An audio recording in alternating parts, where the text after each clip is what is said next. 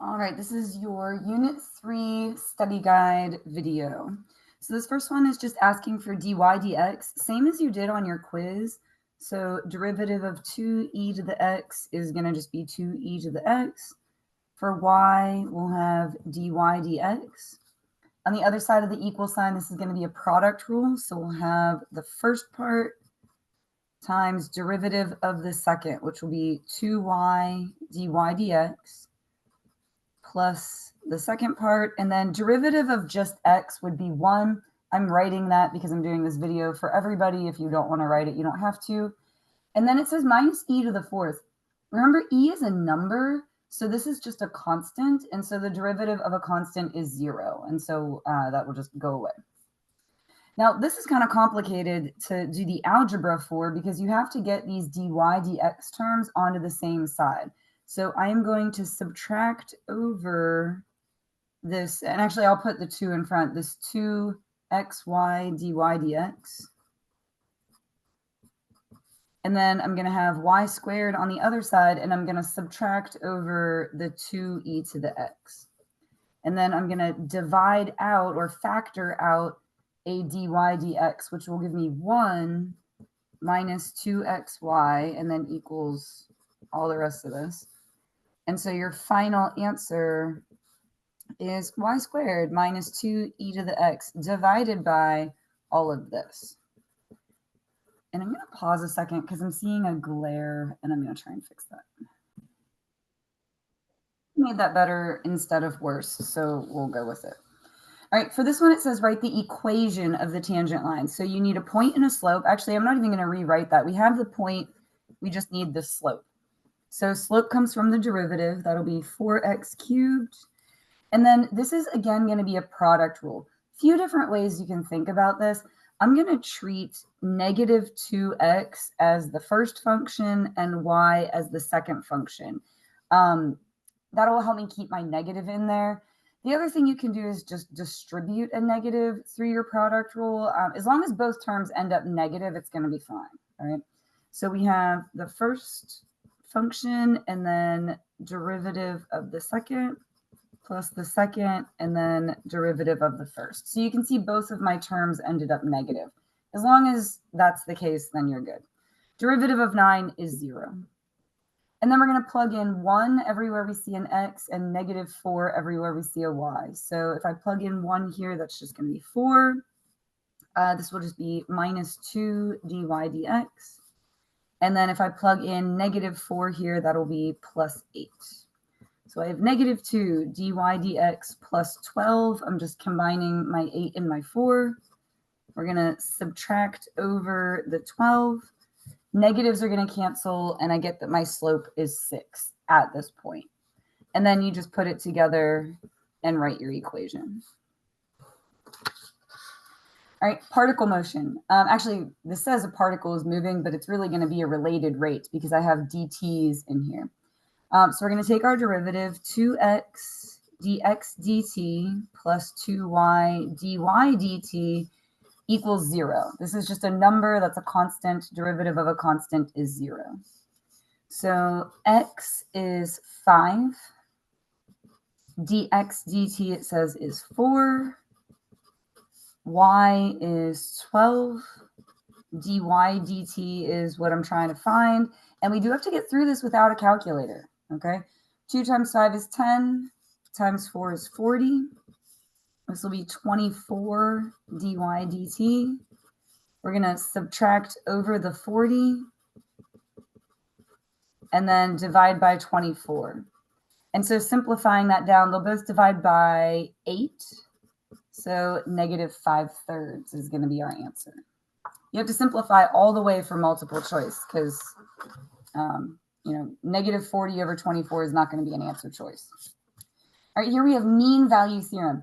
Mean means average. So average rate of change just means slope. I'm going to get a 0.1 something and 2 something. So I want my average rate of change equals instantaneous rate of change, which is my derivative. So if I plug 1 into this, I'm going to get 1 minus 2, which is negative 1. If I plug in 2, 2 cubed is 8, minus 4 would be 4. So getting my slope, that's going to give me this.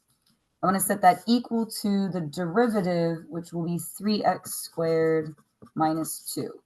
And then you just do algebra to work that out. I'm going to come over here. 3x squared minus 2 equals, that'll be 5 over 1, which is just 5. I'm going to add over the 2, divide by 3. Now this is interesting. When you square root, typically you have a plus and minus. Make sure you look at your interval to decide if you want the positive version or the negative version.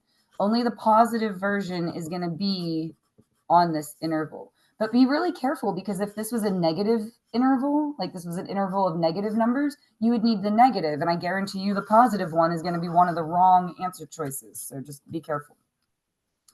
All right, you're making a fenced-in area. One side is already constructed. You have 22 feet of fence. Here's your kind of like quote-unquote trick or workaround for this. You're going to divide this in half twice, and that will give you your dimensions. So if you divide that in half, you get 11. Divide it in half again, you get 11 halves. And your area is going to be to multiply those together. And actually, it always helps everybody if I take this 11 and put it over 1. I know that looks weird because it's 11 over 1. But when you multiply fractions, you're going to multiply the numerators and multiply the denominators. It's going to be multiple choice, so you can't mess it up. But just for the sake of being thorough, area is squared.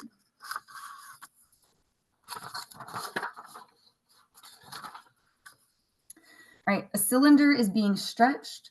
When R is 5 feet, I'm going to make my list of information here. Height is decreasing, so this is going to be a negative rate. dH dt is -3 feet per hour. Volume is decreasing, so dV dt is also -35 pi. Don't be nervous about that pi. That's actually a good thing, because both of the formulas have pi in them, and it'll end up being good because it'll cancel out. How is surface area changing? So ds dt is our question mark. It should come out negative. If the volume is decreasing and the height is decreasing, the whole thing is, I guess I shouldn't say stretched. I guess I should say shrunk. Or compressed, if you will. Yeah, it should be going the other way. Sorry about that. All right, how is the surface area changing at this time? And you're given your volume formula and your surface area formula. You're going to need to do the derivatives of both of these. We're going to have to work with them both at the same time. So this is going to be kind of a lot for a multiple choice question. So just buckle up. All right, this is a product rule. We're going to have the first thing, which is pi r squared, derivative of the second, plus the second function, and then derivative of the first. You'll bring the 2 down. So 2 pi r dr dt. Phew, I just barely made it fit. All right, then we're going to do the same thing for surface area. Again, it's a product rule. So we'll have the first function, derivative of the second. If you're feeling like you're writing the same thing over and over again, you kind of are. All right, the second thing, and then derivative of the first will just be 2 pi dr dt.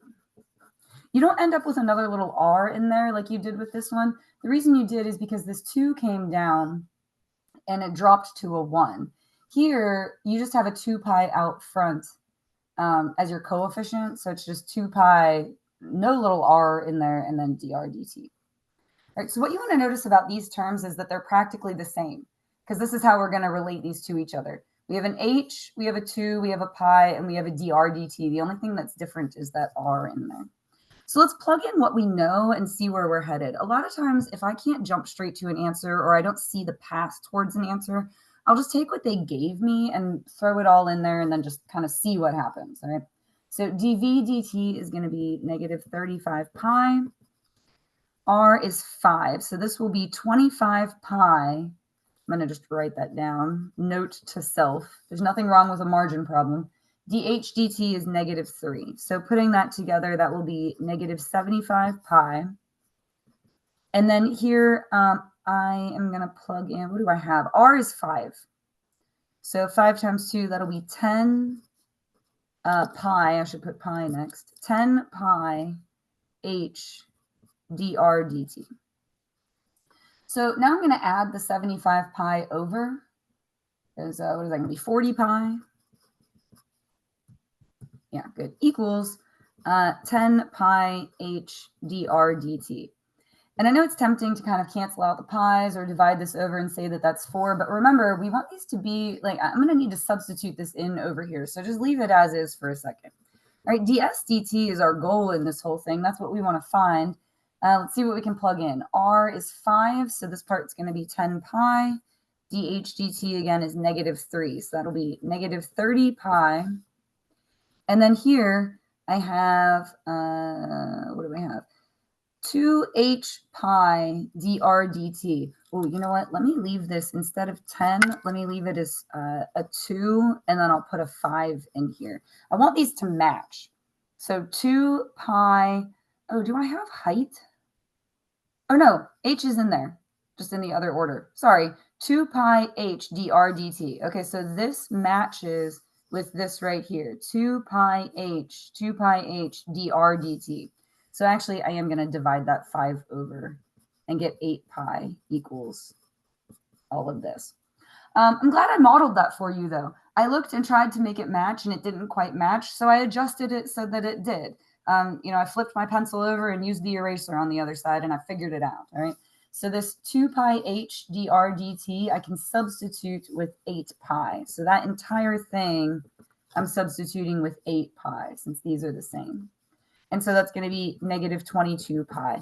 You don't need to worry about units because it's going to be a multiple choice question. I did end up with negative. That means that the surface area is decreasing, which is what it says for everything else. So that makes sense. That's arguably the hardest question on the entire thing. Right. Draw a graph where first derivative is negative. That means decreasing. Second derivative is also negative. That means concave down. So that would look like this. Decreasing and concave down. The way it'll be on your test is you're going to have a graph, and it'll be on what interval is this true? And you kind of just look at it and pick the right one. All right, for a function where, and this is the same thing here, we're decreasing and we're concave down. You're given f of 2 equals -1. I'm going to just write that as an ordered pair. F of 3 equals -4. What could be the value of f of 4? So this is our question mark. So do you see how this goes 2, 3, 4? We're just seeing what the next number would be in the pattern. If you're decreasing, it needs to keep going down. And if you're concave down, it needs to go down at a faster and faster rate. Now you're going to have choices in this, so you'll have numbers to pick from. But to get from -1 to -4, we subtracted 3. So you need to subtract more than 3 to get this question mark. If you subtract 3, you get -7, and I guarantee that will be one of the wrong choices. You need to go further. You are not only decreasing, it's at a negative rate as well. It's going down faster. So I need to subtract more than 3. So you would need -8 or less. So -8, -9, -10, -4 million. But it needs to go down more than it did for this step. If this was positive, increasing, and this was positive, concave up, it would be the exact same thing in the other order. You would have to go up more than what got added. So just the same amount, it would be linear. In order to make it curve, you need to do more than that. Again, you'll have choices to pick from. All right, draw a graph of f prime where f of x, which is not the graph we're drawing f prime, has 2 relative maximums and 1 relative minimum. All right. Maximum would be where your derivative changes from positive to negative. So I want 2 places where we go from above to below. And a minimum, I want 1 place where we go from below to above. So below to above. And then you just kind of connect it. Again, it'll be multiple choice, so you'll have ones to pick from. But these are your locations of your relative maximums. Again, positive to negative. This is where you have a relative minimum, negative to positive. All right, absolute maximums and minimums is your candidates test. So 2 of our candidates are these numbers, and then we also need our critical points. As a heads up, I don't know what this comes out to, and it may turn really ugly. It's hard to make up problems for calculus that turn out pretty. I can't just pull numbers out of thin air and make them turn out nice. I promise on your test, since it's non-calculator, it won't be as bad as this may turn out. I forget how it turns out. So we're going on an adventure together. All right, I'm going to divide out 2x. That will leave me with x squared minus 4x plus 4. That's going to factor into x minus 2, x minus 2. So I'm just going to go ahead and abbreviate that to x minus 2 squared. This factor gives me 0. This factor gives me 2.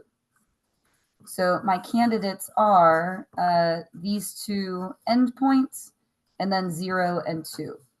This is going to turn a little nasty. We're going to have to plug into this original function. Again, I promise it will turn out nicer on your actual test. All right. I'm going to do 0 first because that'll be the easiest. That's just 1. Let's do -1. -1 to the fourth will be +1, and then times a half will be a half. I'm just going to do a margin problem. This would be -1 for this part. Negatives are going to cancel. So +8/3, and then +4 plus 1. I would, do an approximation here since I don't have a calculator. You're not allowed a calculator. You have to fight your way through it. 8 is really close to 9. 9/3 would be approximately 3. So if we treat this like 3, it's going to be good enough for you to be able to pick the correct answer choice. 3 plus 4 is 7, plus 1 is 8, approximately 8.5. Good enough. You'll be able to pick the right answer. All right. Let's do 2. 2 to the fourth is 16. Half of that is 8. 2 cubed is 8. Times 8 is 64. So 64/3. I'm going to need to do a similar thing to what I did there. 2 squared is 4. Times 4 is 16. And then plus 1. So I would say I would round down on this one. 63 divides by 3. So again, I'm just picking something close. I'm like estimating is an important skill to have, right? 63 divided by 3 would be 21. So this would be like approximately 8 minus 21 plus 16 plus 1. So let's see. -21 plus 1 would be -20. That's a nice even number. 16 plus 8 is 24. So what, 24 minus 20 is approximately 4. I didn't do that right in my head. Let me check again. Yeah, 24. And then, minus 20, approximately 4. Again, close enough. Doesn't need to be perfect, right? And then let's do 3. 3 to the fourth is 81. I would do 3 squared to get to the fourth. You can square and then square again. 3 squared is 9, squared is 81. So 81 halves. These are like all my thoughts over here, all my notes to self. 3 cubed is 27. 27 divided by 3 would be 9. And then 9 times 8 is 72.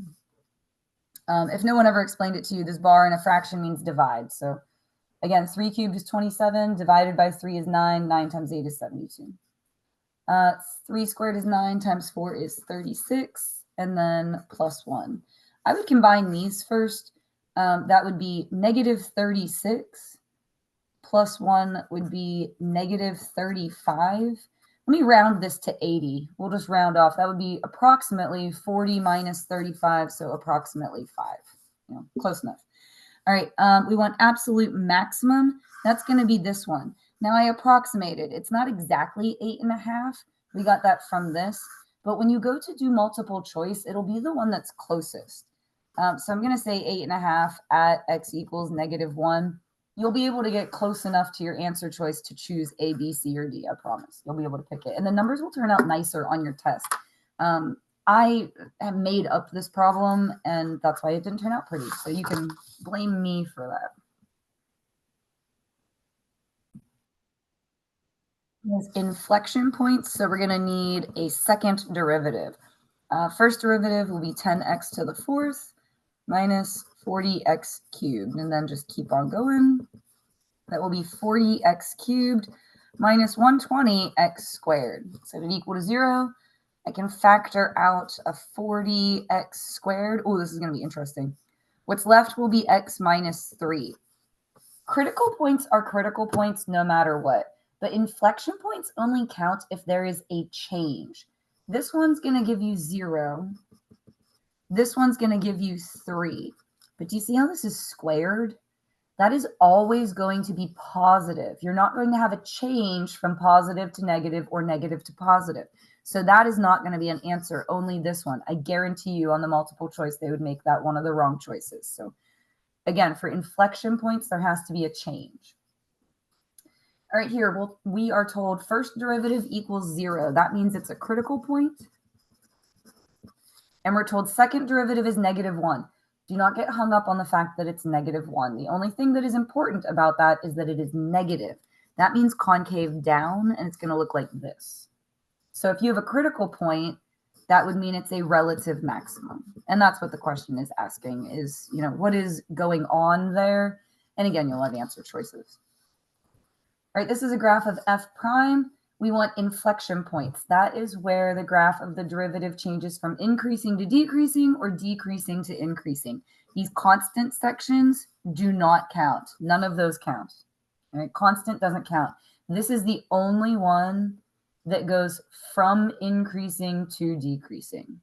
Okay, or from decreasing to increasing. It's just all of these ones I circled do not count. So we're going to say x equals -3.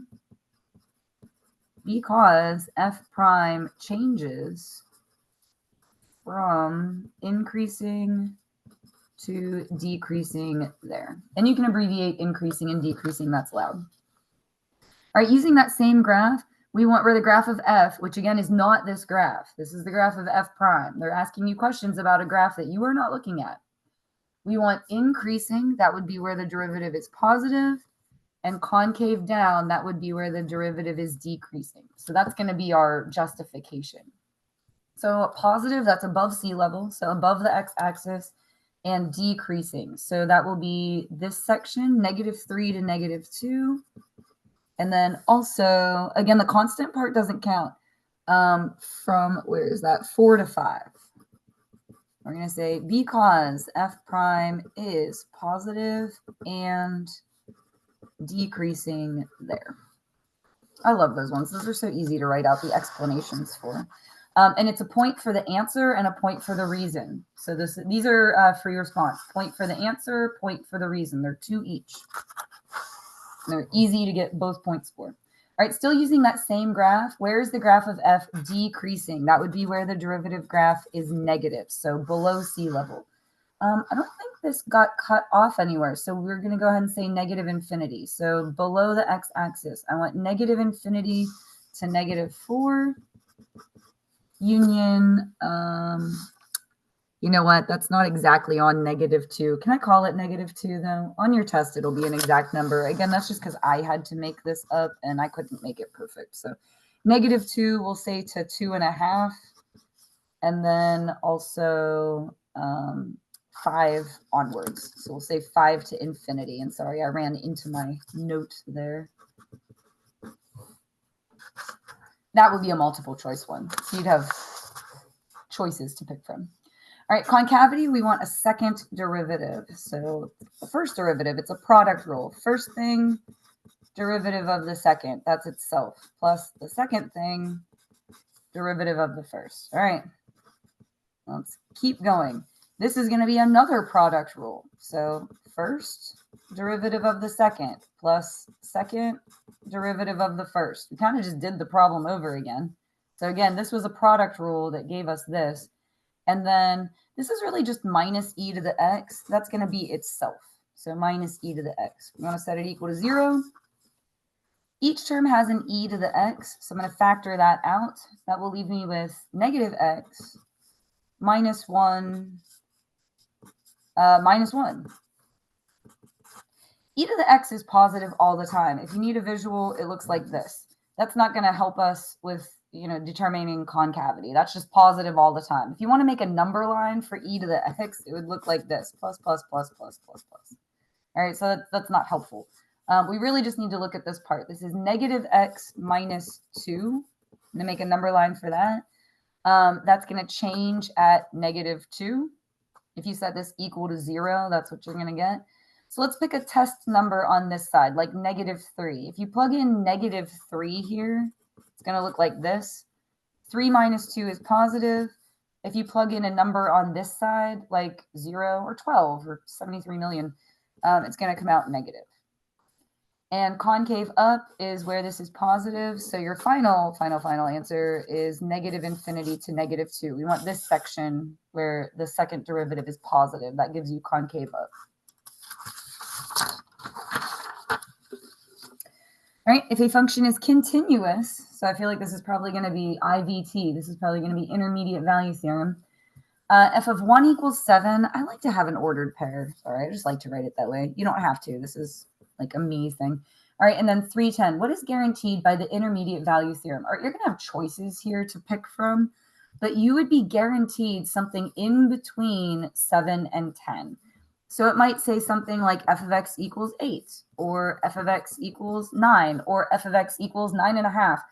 You're going to just be guaranteed some sort of output in between 7 and 10 is all that is. So you'll just have to pick the one that, says the right thing. All right, and then here's our big free response. Items are being added to a shelf in a store, and then at the same time, customers are purchasing them. We call this rate in, rate out. It is 100% guaranteed to be on the free response part. Something is getting added to a shelf and then deleted at the same time. They'll do water is pouring into a bucket, but there's a leak in the bucket and it's also leaking out, stuff like that. So this will 100% be on there. We're told twice different, it's extra differentiable. That means it's also continuous. That's going to come up. We're going to have to write that at some point. We have hours, and then we have number of items, and our second derivative is negative. That means concave down. That's going to come up at some point too. So that's everything that we're given. Estimate rate of change. That is slope. We just have to pick the right points. It says at time 4. 4 would be in between here, so we want the points 231 and 615. Please don't simplify this down. Like, if you try to do this subtraction and you make a mistake, it's going to be wrong. And then I have to mark it wrong, and that's sad. So just do nothing. But it does say show computations. So if you don't write 6 minus 2, if you do it in your head and just write 4, you don't get the points. And it says include units. So you have to also put units. It's a rate, so it's going to be items per hour. As a heads up, and I'm just saying this basically rewarding anyone that's actually listening to me, on your test, this problem that I made this mimic is about an amount of fluid of something. And it's in, I can't remember if it's like hundreds or thousands of gallons or something like that. So just make sure you don't put gallons per hour or whatever it is. Make sure you put like hundreds of gallons or thousands of gallons per hour, because it's something weird like that. It's literally written in the table. Just make sure you read it. Okay. For 0 to 12, is there a time, so it's yes or no, when we are increasing, so when the rate is 4 items per hour, justify. So this is going to be mean value theorem. We're going to do the exact same thing that we just did, except for the 0 and the 12. So 0 is 9, 12 is 57, and we're going to do a slope. So 57 minus 9 over 12 minus 0. That's 48 over 12, which is 4. Oh my gosh, it came out to 4. Isn't that crazy? Okay. So we have to show that. And then, like I was saying, you need to mention the continuity. So we're going to say, since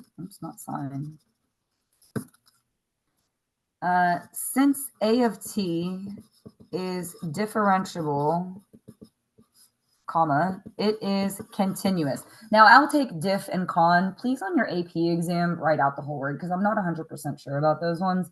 I will accept them, though. So since all this is true, and we showed that our slope is 4, just repeat the prompt. There is a time.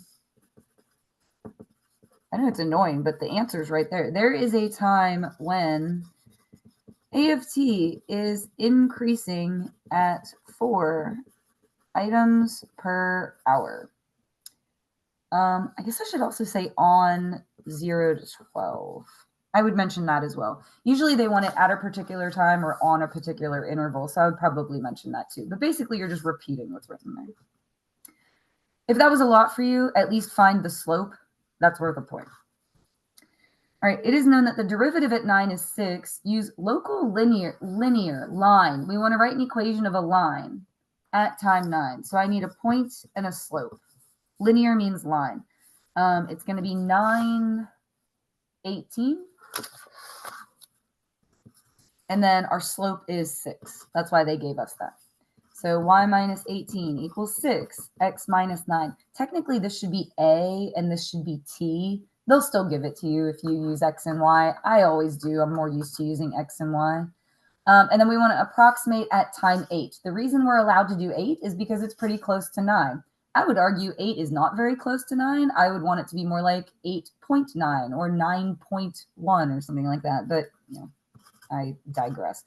All right, approximately, and we're just going to plug in 8. I'm going to add over the 18. Please do nothing. It's non-calculator, and if you accidentally mess it up, then it's not going to be right. And then we need to decide overestimate or underestimate. This is where this concavity comes in. If your graph is concave down and you have a tangent line, do you see how the tangent line is above it? Like this tangent line is above the graph. So we're going to say overestimate because second derivative is less than 0. So a of t is concave down. Last one, rate at which items are taken is given by this, going to be a quotient rule. At what time is that rate a maximum? This is a candidate's test. So I'm going to do my derivative of r prime of t equals, all right, quotient rule, denominator, derivative of the numerator, minus numerator, derivative of the denominator over denominator squared. We're not really going to need that part. We're just going to set the numerator equal to 0. Here comes all the algebra. I'm going to distribute the 50. So 50t squared plus 450 minus 100t squared.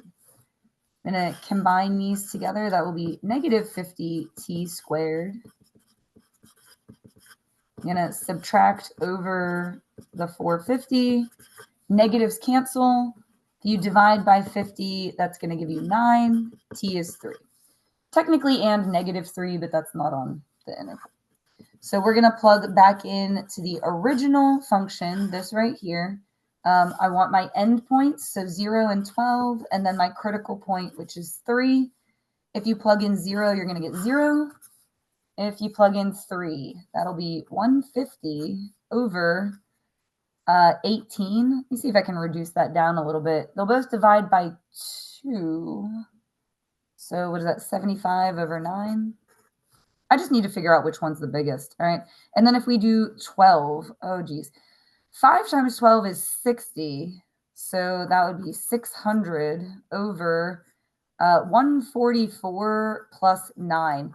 When you divide by this, that's going to make this number a whole lot smaller. This is going to end up being our maximum, but I feel like I made a mistake there. Did I do something wrong? 9 plus 9 is 18. Divide in half. I don't know. My instincts are kicking in. Like, I feel like I made a mistake. Hold on. I've got an answer key somewhere. 18. No, I guess I'm right. All right. So our absolute maximum is 75 ninths. Which I guess that reduces further, doesn't it? They'll both divide by 3, right? 25 thirds. You don't have to, though. In fact, you could even leave it 150 over 18 at time 3. I don't know why I felt like I did something wrong there. I guess I'm just in my own head. Yeah, because 3 times 50 is 150, and then 9 plus 9 is 18. So, yeah. Again, you don't need to work it the whole way out. You just need to figure out which one is the biggest. So that is your candidate's test.